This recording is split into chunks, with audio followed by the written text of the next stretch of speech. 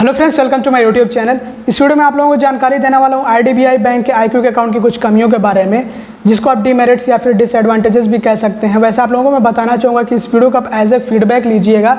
मैं अपना फीडबैक बता रहा हूँ क्योंकि मैंने ऑलरेडी अकाउंट ओपन कर रखा है, तो मुझे पता है कि इस अकाउंट में क्या क्या कमियाँ हैं और क्या प्रॉब्लम्स और क्या इशूज़ फेस करने पड़ सकते हैं जब हम ये अकाउंट ओपन कर लेते हैं। तो इस वीडियो को बनाने का सिर्फ मेरा यही मकसद है कि जो लोग अकाउंट ओपन करने की सोच रहे हैं, मतलब जिनके मन में ऐसा ख्याल है कि हम ये अकाउंट ओपन करेंगे, उनको पहले से पता होना चाहिए कि इसके साथ में आगे चल के क्या प्रॉब्लम्स आएंगी, क्या इश्यूज़ हमें फेस करने पड़ सकते हैं। तो ये वीडियो मैं सिर्फ इसीलिए बना रहा हूँ ताकि आप लोगों को मदद मिल सके, आप लोगों को हेल्प मिल सके इस वीडियो के ज़रिए से। तो चलिए वीडियो पर बढ़ते और बात कर लेते हैं इसी अकाउंट के बारे में। वैसे तो मैं इसके बारे में ऑलरेडी वीडियो बना चुका हूँ। जिन लोगों को नहीं पता बता देता हूँ कि ये एक डिजिटल अकाउंट है, इसको आप ऑनलाइन ओपन कर सकते हैं। आधार OTP बेस्ड अकाउंट है। तो ये अकाउंट लिमिटेड KYC के साथ ओपन होता है, जीरो बैलेंस से ओपन हो जाता है। वैसे बताया जा रहा है कि जीरो बैलेंस नहीं है, बट हाँ, इसको आप जीरो बैलेंस तब तक चला सकते हैं जब तक आप फुल KYC ना करा लें।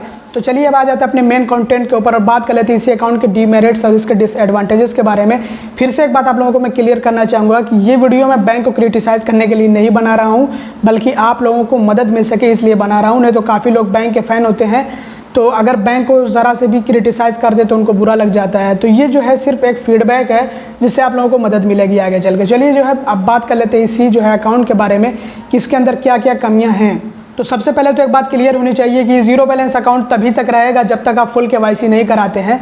जब आप फुल KYC कराएंगे तो उस अकाउंट को कन्वर्ट करना पड़ेगा रेगुलर सेविंग्स अकाउंट में या फिर कोई दूसरे सेविंग्स अकाउंट में, मतलब एक फुल KYC अकाउंट में इसको कन्वर्ट करना पड़ेगा। तो वो आप अपनी मर्ज़ी से कन्वर्ट करा सकते हैं कि आपको कौन सा वाला सेविंग्स अकाउंट चाहिए है। तो उस हिसाब से फिर आपको बैलेंस मेंटेन करना होगा। मिनिमम बैलेंस जो होता है, मिनिमम मंथली एवरेज बैलेंस जो होता है, उसमें आपको मेंटेन करना होगा। तो ये जीरो बैलेंस तभी तक रहेगा, अगर है तो तभी तक रहेगा जब तक आप फुल KYC नहीं करा लेते। और जब तक आप फुल KYC नहीं कराएंगे तब तक आपको पता है कि इस पर लिमिटेशंस वगैरह होते हैं, रिस्ट्रिक्शंस वगैरह होते हैं, तो उनका आपको ध्यान रखना होगा। और कुछ ऐसी सर्विसेज होती हैं जो आपको मिलती नहीं है, तो आखिर में जाके आपको फुल KYC कराना पड़ ही जाता है। कमाल की बात यह है कि इस अकाउंट के फीचर्स और बेनिफिट्स में बताया गया है कि इस अकाउंट में हमें mobile banking, internet banking, debit card, SMS alerts की फैसिलिटी मिलती है। मतलब ये सारी सर्विसेज हमें इस अकाउंट के साथ में मिलती हैं। लेकिन जब आप ये अकाउंट ओपन कर लेंगे तो अगर आप खुद से सोचेंगे कि मोबाइल बैंकिंग को एक्टिवेट कर लें तो वहाँ पे वो एक्टिवेट नहीं होगा, एरर आएगा। एरर ये होगा कि आप ये फैसिलिटी अवेल नहीं कर सकते हैं। फर्दर डिटेल के लिए कस्टमर केयर से कांटेक्ट करो। कस्टमर केयर से कांटेक्ट करेंगे तो वो बताएंगे कि इस नंबर पे ये आपको SMS करना है, उसके बाद आप मोबाइल बैंकिंग के लिए रजिस्टर कर पाएंगे, मोबाइल बैंकिंग को एक्टिवेट कर पाएंगे। बट ऐसा कुछ होता नहीं, क्योंकि मैंने 5 बार कम से कम कॉल किया और 5 बार जो है उनसे बात की और 5 बार एक ही बात उन्होंने बताई और 5 बार मैंने SMS किए, फिर भी कुछ नहीं हुआ, मोबाइल बैंकिंग एक्टिवेट नहीं हुआ। बार बार वही एरर आ रहा था कि आप इस फैसिलिटी को अवेल नहीं कर सकते हैं, आपके लिए फैसिलिटी नहीं है, आपको आगे जो है डिटेल चाहिए है तो उसके लिए कस्टमर केयर से कांटेक्ट करना होगा। मैंने कांटेक्ट किया तो उन्होंने फिर वही बताया था, वही SMS वाली बात। उसके बाद भी मैंने कस्टमर केयर से बात की, अपनी सारी प्रॉब्लम्स बताई कि ऐसा ऐसा जो है आ रहा है, मैंने कई बार SMS किया है। तो उन्होंने बताया कि ऐसा है कि अगर आपको मोबाइल बैंकिंग की फैसिलिटी चाहिए है तो सबसे पहले आपको नेट बैंकिंग रजिस्टर करना पड़ेगा। और नेट बैंकिंग के लिए डेबिट कार्ड, बल्कि मोबाइल बैंकिंग के लिए भी डेबिट कार्ड ज़रूरी है। अगर आपको मोबाइल बैंकिंग और नेट बैंकिंग की सेवा चाहिए तो सीधे चले जाइए ब्रांच में, वहाँ से जाके आप एक्टिवेट कराइए।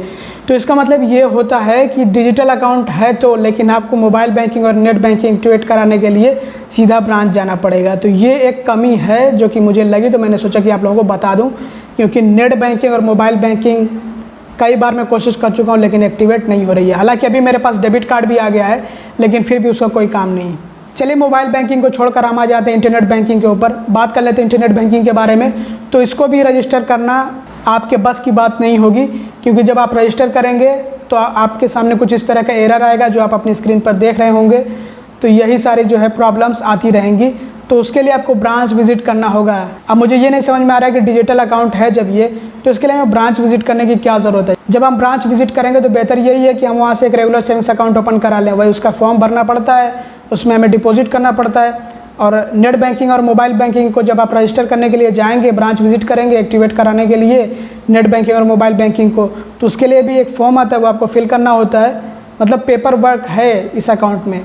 तो जब आप फॉर्म फिल कर लेंगे उसके बाद ही आपकी नेट बैंकिंग और मोबाइल बैंकिंग को एक्टिवेट किया जाएगा। तो ये सब कुछ चल रहा है। एक और सबसे बड़ी दिक्कत कि जिस मोबाइल नंबर से आपने अकाउंट ओपन किया है वही मोबाइल नंबर आपके अकाउंट से रजिस्टर्ड नहीं होगा। मतलब ऐसा बताया जाएगा जब आप IVR के थ्रू ATM पिन जनरेट करेंगे, मतलब जब आप अपने डेबिट कार्ड का पिन IVR के थ्रू जनरेट करेंगे तो वहाँ पे आपको बताया जाएगा कि आप उस मोबाइल नंबर से कॉल करिए जो मोबाइल नंबर आपके अकाउंट के साथ रजिस्टर्ड है। हालांकि आप उसी मोबाइल नंबर से कॉल करेंगे फिर भी ऐसा बोलेगा, तो इसमें भी प्रॉब्लम है। मतलब कि मोबाइल नंबर वो रजिस्टर्ड नहीं होता है, इसीलिए तो मतलब हमें मोबाइल नंबर भी रजिस्टर्ड पहले कराना पड़ेगा। इसके लिए हमें ब्रांच विजिट करने की ज़रूरत पड़ जाएगी। वही मोबाइल नंबर को अपडेट करने वाला जो फॉर्म होता है वो हमें फिल करना होता है, वो उसको सबमिट करना होता है। मतलब यहाँ पे भी पेपर वर्क है। और हो सकता है कि ऐसी प्रॉब्लम सभी के साथ ना आए, बट मुझे इस तरह की प्रॉब्लम फेस करनी पड़ी, तो आप लोगों को मैं बता रहा हूँ कि इस तरह की प्रॉब्लम आ भी सकती है। अच्छा, ये सारे काम कराने के लिए आपको ब्रांच विजिट करना पड़ेगा, जैसे कि मोबाइल बैंकिंग को एक्टिवेट कराना हो, इंटरनेट बैंकिंग को एक्टिवेट कराना हो। मतलब अगर आपको इनकी फैसिलिटी चाहिए है तो आपको ब्रांच जाना पड़ेगा, और मोबाइल नंबर को रजिस्टर कराना हो तो उसके लिए भी ब्रांच जाना पड़ेगा। तो जब आप इन सारे काम के लिए ब्रांच विजिट करेंगे तो फिर बेहतर है कि आप वहाँ से फुल KYC भी करा लीजिए। फुल KYC करा लेंगे तो ये अकाउंट जो है कन्वर्ट कर दिया जाएगा रेगुलर सेविंग्स अकाउंट में, या फिर जैसा आप अकाउंट चाहेंगे उसमें जो कन्वर्ट कर दिया जाएगा। मतलब अगर आप जो है रेगुलर सेविंग्स अकाउंट से ऊपर का कोई वेरिएंट चाहेंगे तो उसमें भी कन्वर्ट किया जा सकता है। तो आप इस तरह से कन्वर्ट करा सकते हैं। तो कुल मिला के अगर आपको ये अकाउंट ओपन करना है तो बेहतर यही है कि आप IDBI बैंक का रेगुलर सेविंग्स अकाउंट ओपन कर लीजिए। ब्रांच विजिट करके सारी फैसिलिटीज़ आपको मिलेंगी, सारी सर्विसेज मिलेंगी, कोई भी लिमिटेशंस, कोई भी रिस्ट्रिक्शंस वगैरह नहीं होंगे अकाउंट पे। बिल्कुल आप आराम से उसको यूज़ कर पाएंगे, कोई दिक्कत नहीं होगी। एक बात ज़रूर है कि IDBI बैंक एक सर्विस के लिए चार्ज करता है। कोई भी सर्विस हो एक सर्विस के लिए गिन गिन के चार्ज करता है। तो ये खासियत होती है IDBI बैंक की। तो दोस्तों यही कुछ प्रॉब्लम्स थी, यही कुछ इश्यूज़ थे जो मैंने फेस किए हैं जब मैंने ये अकाउंट ओपन कर लिया है। तो मोबाइल बैंकिंग को मैं अब तक एक्टिवेट नहीं कर पाया हूँ, नेट बैंकिंग को एक्टिवेट कर रहा हूँ तो वहाँ पे भी एरर आ रहा है। ATM पिन IVR के ज़रिए से जनरेट करने की कोशिश कर रहा हूँ तो उसमें भी बताया जा रहा है कि मेरा मोबाइल नंबर जो है रजिस्टर्ड नहीं है। मतलब मैं अपने रजिस्टर्ड मोबाइल नंबर से कॉल करूँ तो इस तरह के एरर्स आ रहे हैं। बहरहाल इस तरह के इश्यूज़ आ सकते हैं आपके साथ भी, इसलिए मैंने ये वीडियो बनाया है ताकि आप लोगों को पहले से ही पता हो कि क्या क्या इश्यूज़ आते हैं ये अकाउंट ओपन करने के बाद। और ऐसा ज़रूरी नहीं कि सभी के साथ ये इश्यूज़ आएँ, बट हाँ आपको इस अकाउंट के बारे में पता होना चाहिए कि इस तरह के इश्यूज़ आ सकते हैं, तो वो किसी के साथ भी हो सकता है। तो आपको पहले से पता रहेगा तो बेहतर ही रहेगा, ताकि आप पहले ही डिसाइड कर सकें कि आपको अकाउंट ओपन करना है या फिर नहीं करना है। तो दोस्तों बस इस वीडियो में इतना ही। तो उम्मीद करता हूँ वीडियो आपको पसंद आई होगी। अगर आपको वीडियो पसंद आती है तो लाइक कर दीजिएगा, चैनल को सब्सक्राइब कर लीजिएगा। वीडियो देखने के लिए बहुत बहुत धन्यवाद।